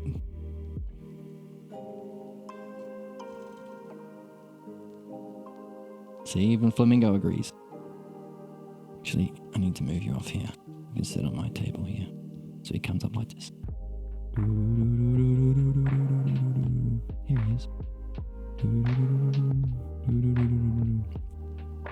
So, same principle. We don't have a pool, we have a psyche. We don't have a pool capable of us having a wonderful summer and swimming in a pool party and having pool parties. We have a soul capable of knowing the nature of truth and beauty, which also means we have a soul susceptible for the slop version of beauty that we falsely think is the truth. So we have the slop version of truth. What does that mean? That means if you are a conscious human being, you have the capacity for doing great harm through the pathologos. You also have a responsibility for cleaning the pool, which will give you a good time. Very good time. Very, very good time when you experience whatever would be the equivalent of that analogy. So you're responsible for cleaning the pool, challenging your false beliefs, your pathologos, and purging yourself from them. That's what we are doing instead of blame. Making that clear, insisting on that, speaking about that, acting on that ourselves, putting that into whatever we're doing. You're a musician? Oh, I'm not going to say musician, that's too close to home. You're a banker? Apply that to your banking principles. You have employees, you're a teacher, use this in your teaching. Act on it. And then what's the implications of that? If every human being gets a pathologos, has that pool, what does it say about the significance of what we're doing now? And if this is necessary to understand the cause of human problems that can now play out with nuclear weapons and genocides which are happening right now, what does that say about the importance of what we are doing together on this channel? This isn't just another book. It's a handbook for our soul. And if Owen Wilson were here, he would say, Wow. that's what he would say. And his brother would say, Wow. his brother is in his room playing Warcraft. That's why we heard that noise. Wow. Okay. They are responsible for purging themselves of the pernicious entity. Every time they insist on the truth of their pathologos, they are responsible for creating the conditions for the transmission of the pathologos. In other words, that baby brain, what is it? Cry bullying, that's it. That Republicans insist on. Don't ever challenge my beliefs. Don't ask me tough questions. Don't tell the truth. I don't like slavery. It makes the children feel bad about being white. So don't teach it in school. Every time you demand or want ignorance or a lack of reflection with reason upon principles and truth, then you are creating the conditions for the transmission of pathologos, doing the worst thing you can do as a human being. Whoa. I mean, you can make a case that the way that those pathologos are enacted out could be worse because you're actually, killing people or torturing people because of the pathologos. Two different realms, I suppose. One's physical, one's causal. Anyway, you can't do that. I mean, you can, but you shouldn't if you want to be a good person. There is no conscious motive at work. Sorry, there's no unconscious. Your problems aren't because you're innately bad or because of some subconscious thing. It's understandable, and that's why we do this thing. That's why we talk about it.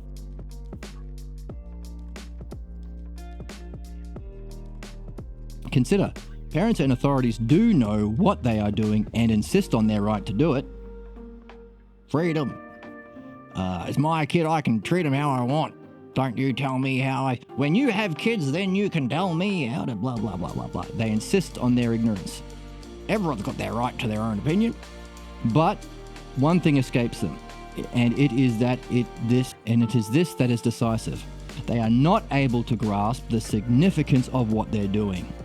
By not reflecting in this kind of a way, not only are they missing the causes and missing how it's functioning, they're missing the implications. So this is all involved in the dialectic, by the way.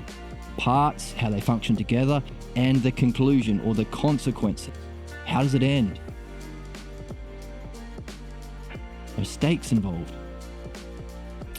The significance escapes them because they refuse to look at the consequences of playing out the pathologos drama. What is the meaning of this refusal? When parental authorities are faced with ways of being or actions that appear threatening to them, like the logos, like self-reflection, like telling the truth, like asking questions in a dialectic fashion, like pursuing your self-goals and not your parents' pathologos interests. When you're faced with that, the best kind of human functioning, they create the conditions for the transmission of the pathologos. What's the alternatives? To allow the child free expression of those states of mind and ways of being? That would mean a higher level of functioning, is our key word for today. Hey, functioning. What? Functioning would have to be permitted within the home or school. If the free expression could be dealt with maturely, there would be no issue. A higher level of a functioning would emerge. That's what we're learning from this, right? What higher level of functioning emerges? Well, we know because we are reading. And reading involves doing. This kind of reading, real reading. And that doing involves organization into the dialectic. So while we are being told what happens if we, if let's say, make this blame, if it does, if blame does exist, we also have been filling out this side of the equation. So what kind of level of functioning, either here or here maybe? We know because it's in our work. But let's see what our author says. What kind of functioning would emerge?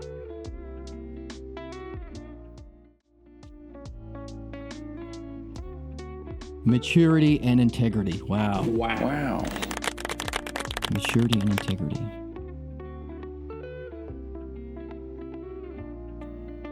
Would be the natural product.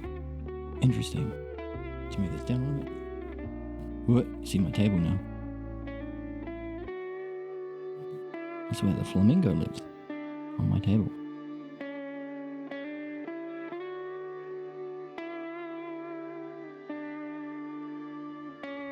Maturity and integrity would be the natural product, but this could only be possible if the adult first faced their own restrictive pathologos functioning. So, it's that principle, there's an obligation. If you're a human being, you've got a pool. Keep it clean. But also, you are poisoning your neighbors and your children if you don't.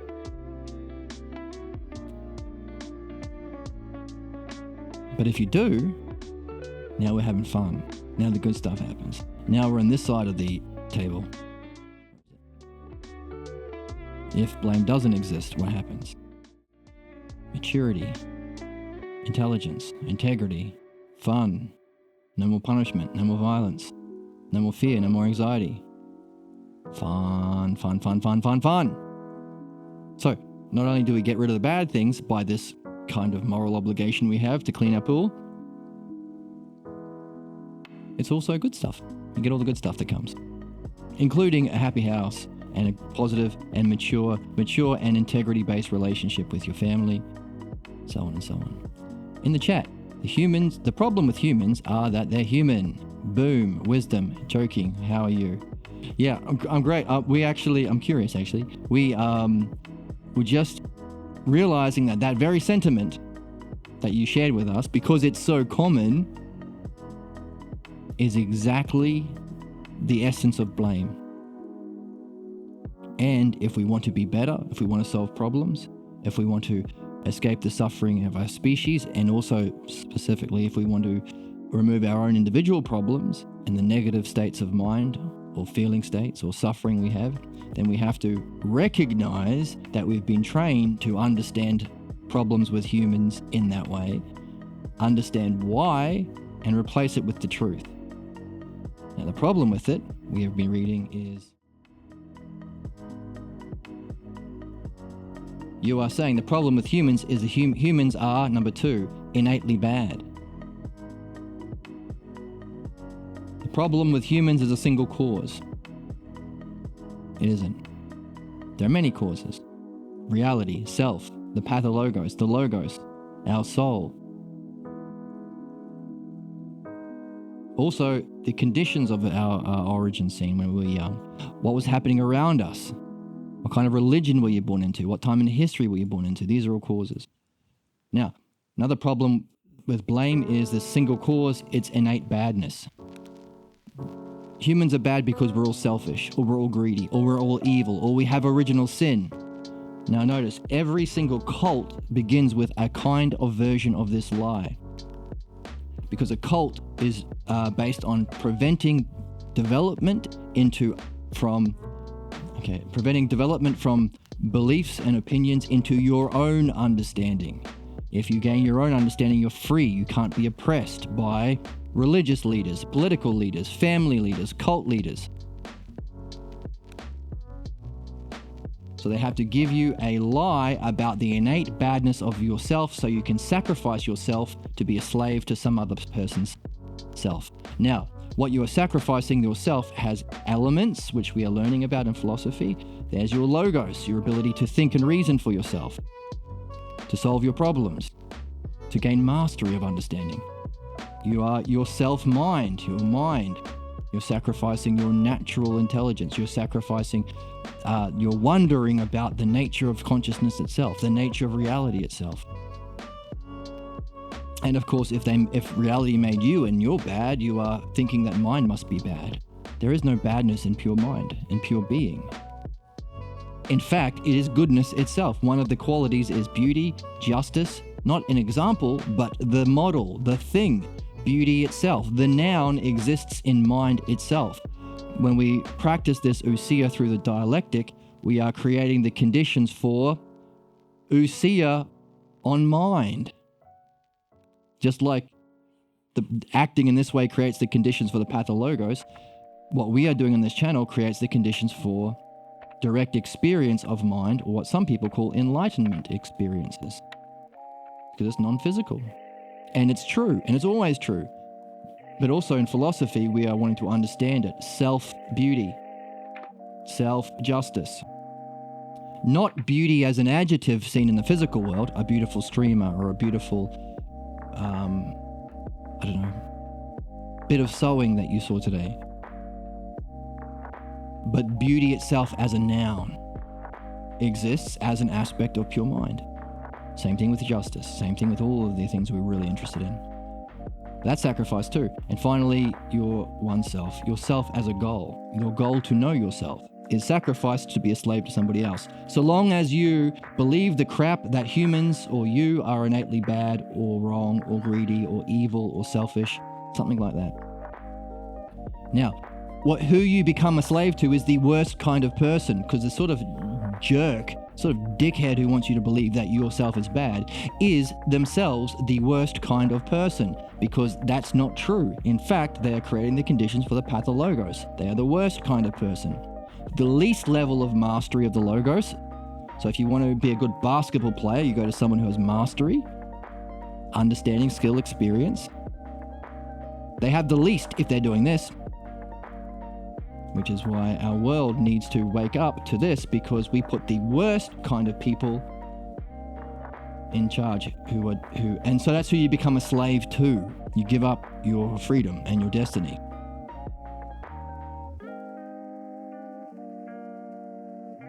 Now, every system of oppression has this. You want to oppress people with, your military might. You'll say, oh, those people I want to invade and extract their wealth from, extract their money from, or help them, teach them a lesson. They are terrorists, so they're innately bad. They're terrorists. Let's do a genocide, says Israel and America right now. Let's do a genocide because they're innately bad. What do they call them? Savage? No, there's some word that, pick a word. The Palestinians, they're called, savages. When slavery was a thing, slavery in America, the black people are barbarians or something, or monkeys or something like that. When we invaded Iraq, the first thing they told the troops was, don't call them Iraqis, call them sand N-words. So you want to oppress people through religion? Easy. Original sin. You're innately bad. Every religion has their version of original sin. You want to oppress people so you can extract their money and abuse them through the justice system? Oh, you're all criminals. You need a police force. Don't ask questions about what they're doing or who they're serving or why 40% of police officers beat their wives and the implications of that. Don't ask those sorts of questions, or the fact that they're protecting the property of the rich and they don't care about the health and well-being of the citizens. No. You are a criminal. Pick another one. Pick any of them. You'll find it. We need detentions because there is just some people, just bad students, just bad eggs. But my flamingo does not agree. No, that's it's behind every cult, but it's also baby brain. Doesn't really. You have to ignore everything you know about yourself and all of your human experiences to accept that.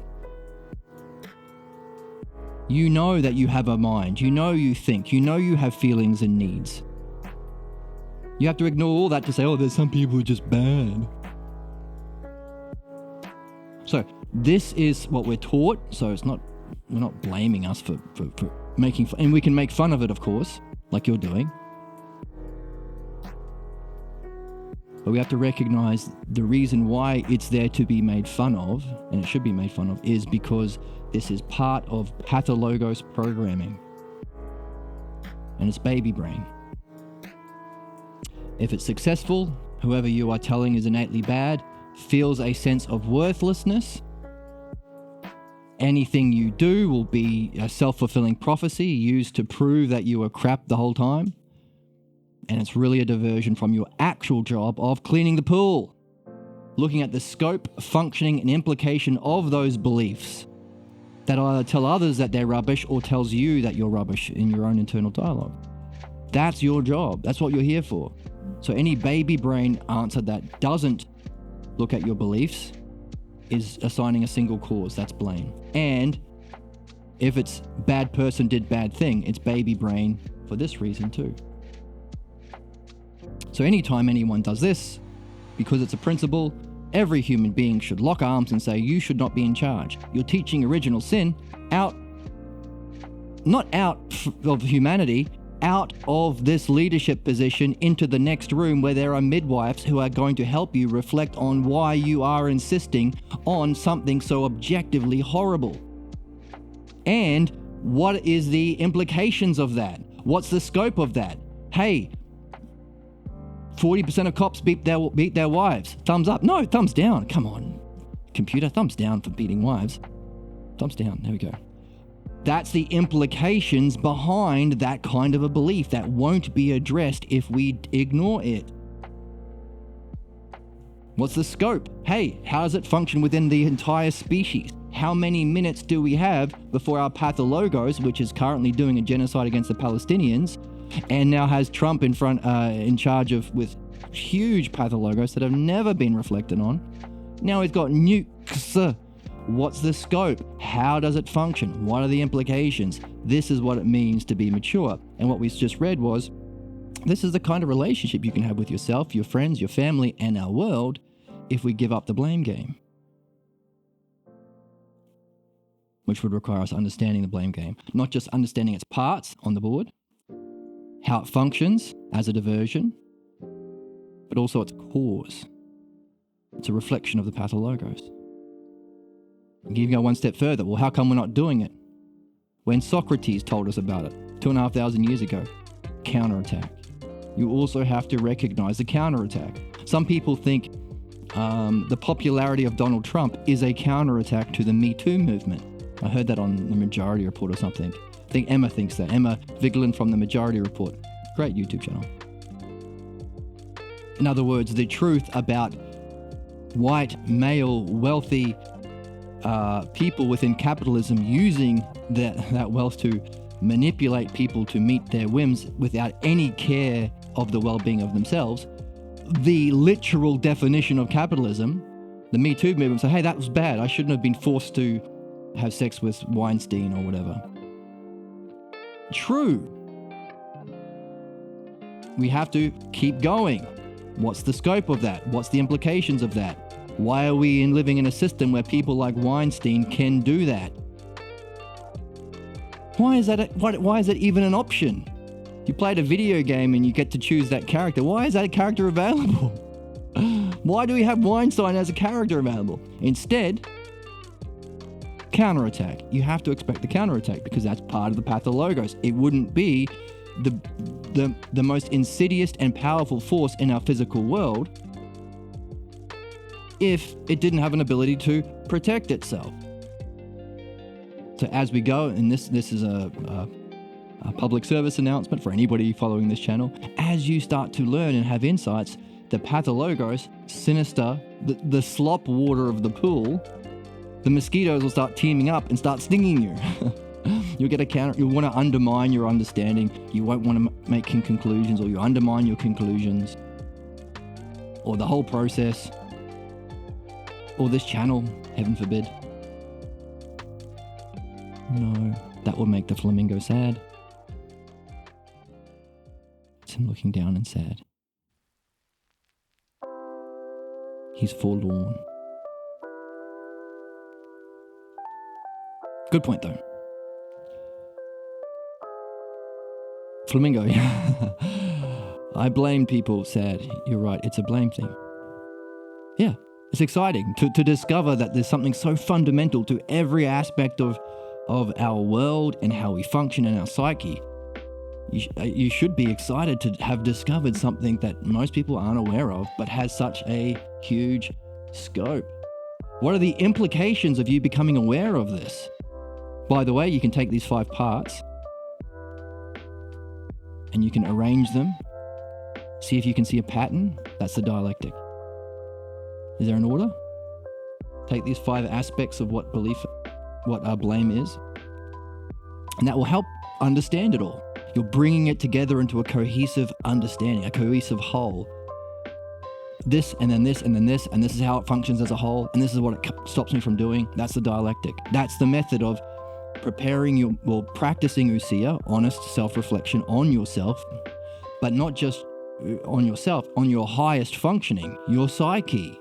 Not just on your highest functioning, the highest causes, the highest principles, like blame. You're getting as close as you can for enlightenment as we can on this planet.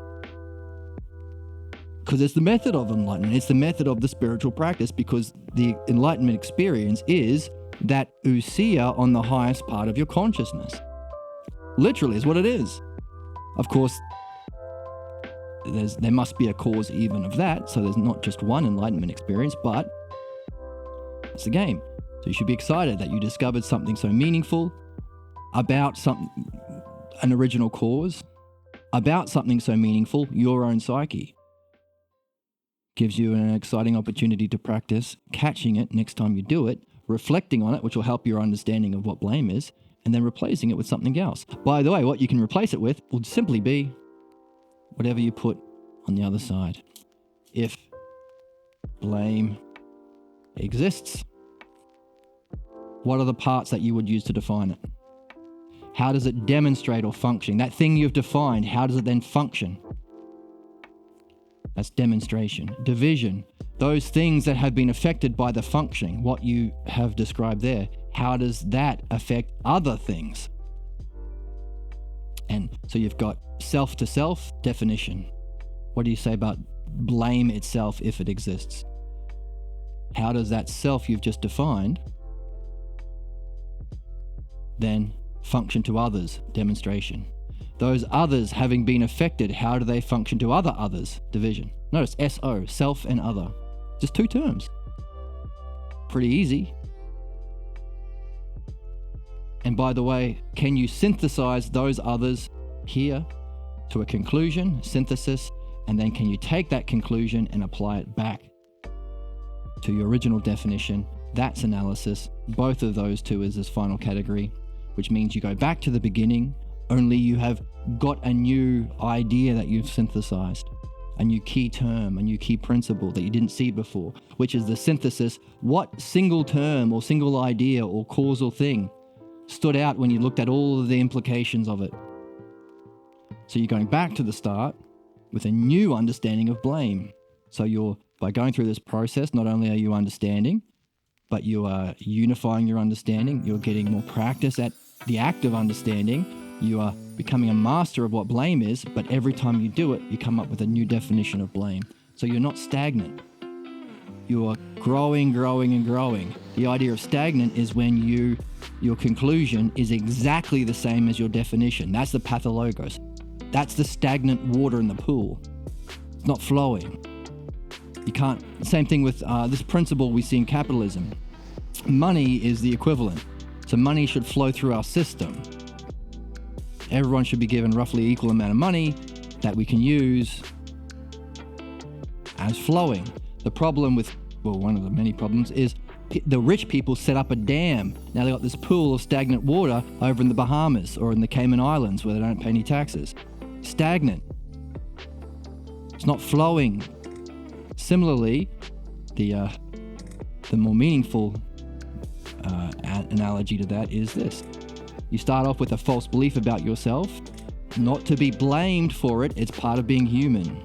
But you do have a responsibility, because you own a pool, to reflect on this and get rid of the mucky water. That's midwifery. Everyone's got a responsibility to do midwifery, which is why we're reading it here on this channel. What's this false definition of yourself? How does it function? What's your state of mind? How does that divide up? How does that state of mind affect you when you do this in your relationship, in your job, in your pursuits, whatever. And from all of that, reflecting on all of that, what do you walk away with? Now, if you're not in the game, you will walk away with the conclusion, I guess I was right to begin with. I think I'm rubbish. That makes me feel bad, makes me act in bad ways in all these situations, which just proves I was rubbish to begin with. A self-fulfilling, stagnant water. It's what blame is. That's what having millionaires is. Setting up that dam. It's what a pool that's festering with malaria is. And this is what human beings are stuck in until we reawaken philosophy, which is the name of the channel, which is very exciting when we say it. Wow. And there's some confetti. Sometimes you get confetti. Confetti.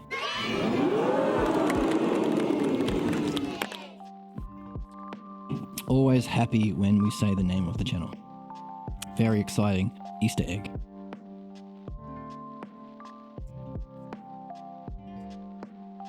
Like when that guy, The Matrix, says, I think maybe it's The Matrix. And everyone in the theater goes, hooray! Because that's the name of the movie.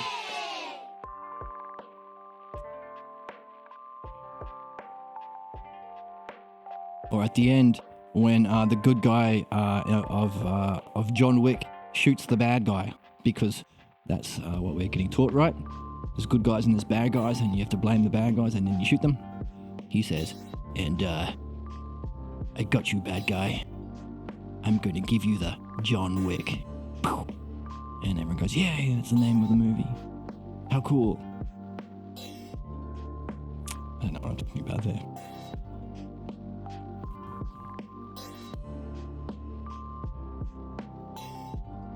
Historical fact, the story of Ham was used for enabling slavery. Right.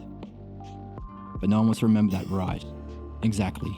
So what we're saying is, hey, to insist that we do not reflect on how we've functioned in the past so that we can find the key terms, unify them, understand them, see their implications so we can come to a conclusion and learn more. To insist that we are ignorant about what we've been doing as a society is baby brain. It's called cry bullying.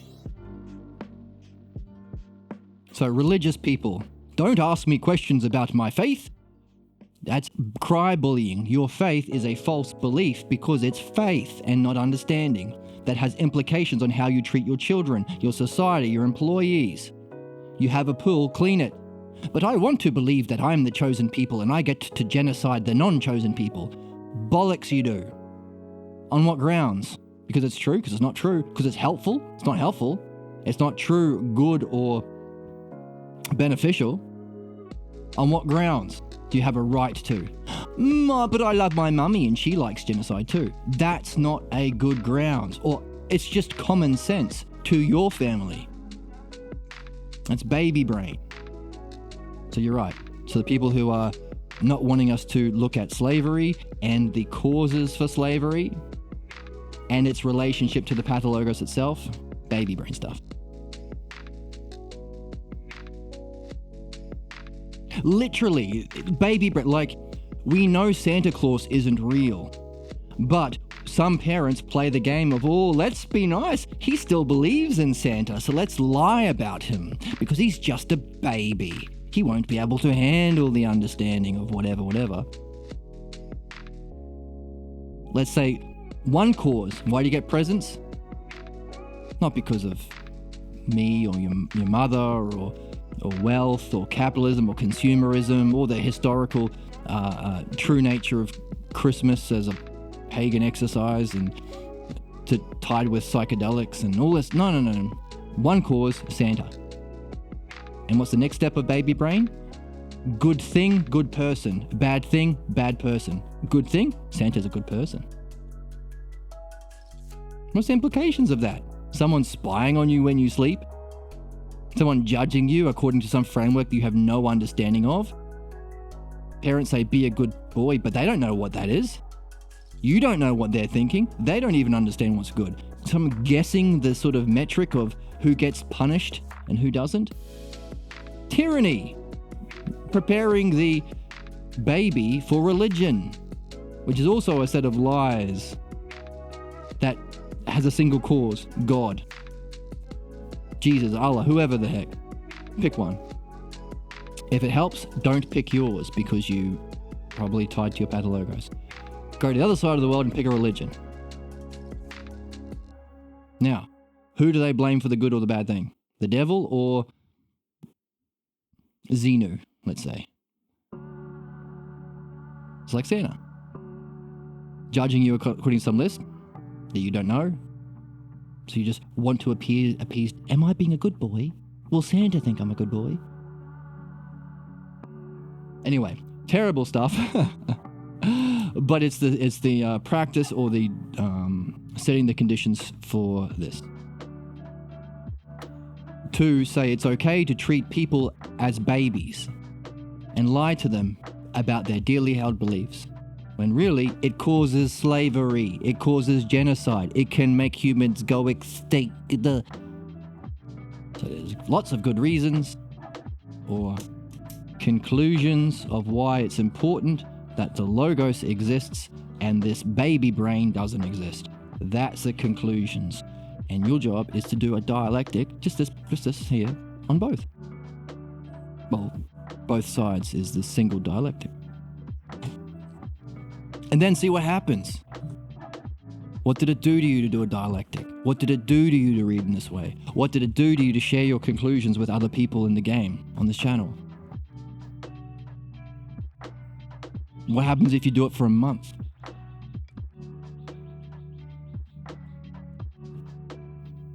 But nice thoughts. Good job. So, back in here. Back to the reading, and I've lost control of my... I've even lost my sound drops. I'm going to try plugging this in. Let me pause for a second.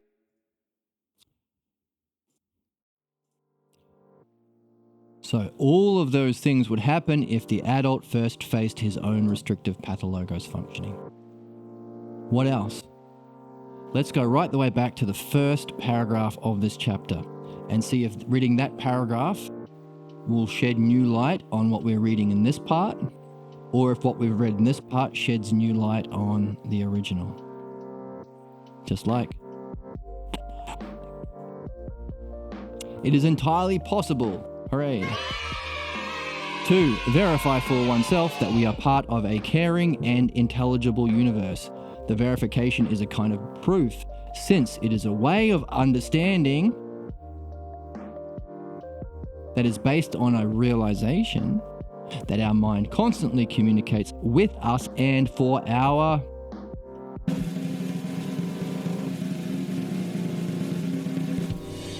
benefit.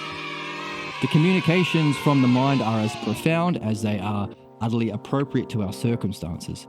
For while the scope of the mind is pervasive, its precision is always directed to what is personally significant. We will demonstrate that our choice of goals, the problems we face, the daydreams or fantasies we have, and the dreams that visit us in our sleep, each and every one of them are like doorways to the richest source of insights into our life. What we discover through these insights is that the mind itself provides ample evidence for its own goodness and intelligibility. What does that mean? What's that got to do with believing someone else? What's that got to do with blame? What's that got to do with the innate badness of ourselves that can understand and realize, and reality that's intelligible, communicates to us, and is good? Do we learn more about the scope and functioning of blame? Did we gain some more ideas about what would happen in our positive side of the dialectic, or if blame didn't exist and understanding existed instead? So this was the sound drop I was referring to earlier. So I think I mentioned it right at the start, but I didn't press it. Here we go. This guy had to admit that the people in his life who helped convince him to be a conservative in the first place, parents, clergy, other authority figures, were wrong. Not only was wrong, but lied to him, and that he fell for it. All of that takes so much courage and character.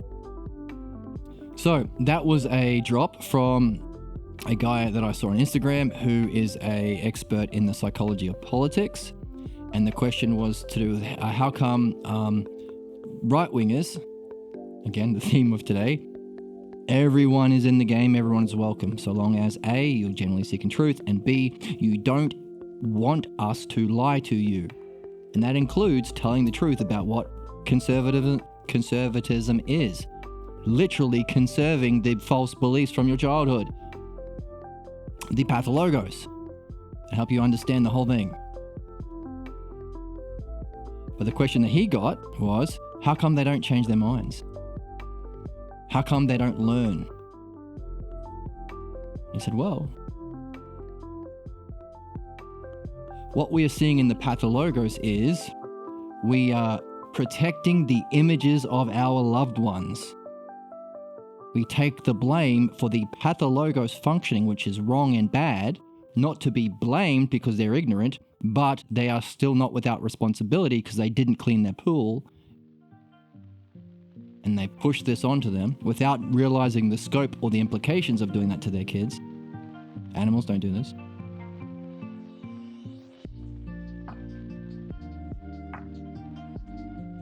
And to realize our loved ones were not knowing, not beautiful, not caring at these key moments when they were fully showing themselves, so it appeared. And they were finally opening up.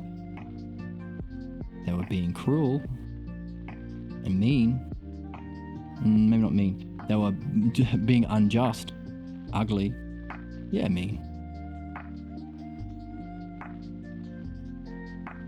They were lying. Your images are false. Your most dearly held images. The way of life that they lived. The way of life you've lived up until now. All this stuff can be seen with excitement and wonder and joy and fun because you are gaining new insight you hadn't seen before, and now you can become free of that if you pick up this game. And free to pursue the goals you weren't able to when you sacrificed yourself to believe in this garbage. So why don't conservators do that?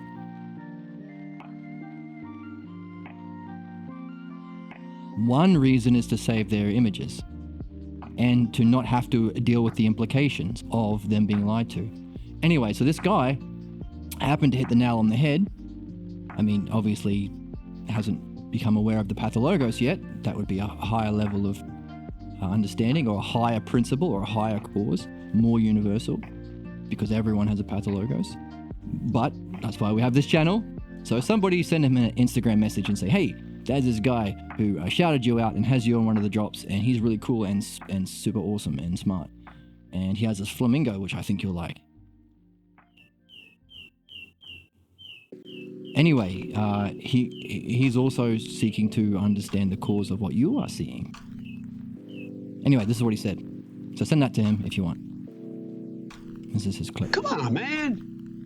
It's Joe Biden saying, come on, man. No, I pressed the wrong button. It's this one. This guy had to admit that the people in his life who helped convince him to be a conservative in the first place, parents, clergy. We can replace conservative for pathologos. This guy had to admit that the people in his life who helped convince him to be a conservative in the first place, parents, clergy, other authority figures, were wrong. Not only was wrong, but lied to him, and that he fell for it. All of that takes so much courage and character.